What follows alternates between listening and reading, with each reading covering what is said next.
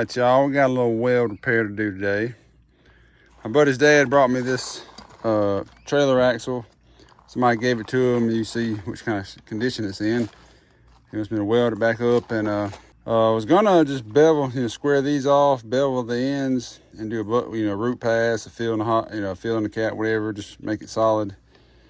But I told him 1 3/4 tubing, 1/8 wall, but he got 1 3/4 pipe, which is measured on the inside, tubing's on the outside, so that's a little bit too big. But it'll fit.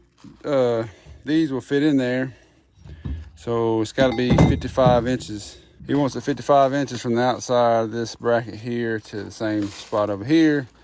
So what I'll do is get that where it goes, and we'll slide them in there just like that, and we'll just throw a weld on the outside here because it's a pretty snug fit, and he said that'll work. It ain't gonna have a whole lot of weight on it anyway. All the weight will be on the outside, but that'll hold just fine. We're gonna get this prepped up, ready to go. I gotta see exactly where it hits here and clean it up, and then clean the ends of that up, mark it all up, get it level square, and we'll get it welded up.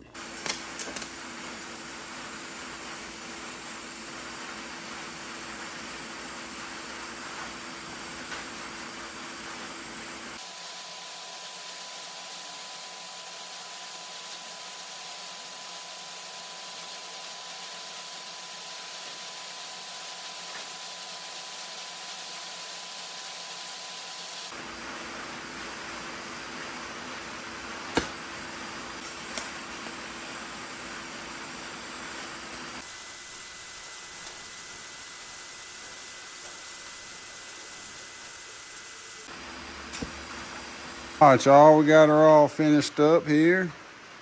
You can put it back on this little utility trailer and take off with it. I would have rather had a butt weld in there. I hadn't welded a root in a while, and it would have looked, cleaner. But that right there is a tight fit, so it's good to go. It'll hold just fine. I know a lot of people do it this way anyway. But yeah, that's gonna wrap this one up.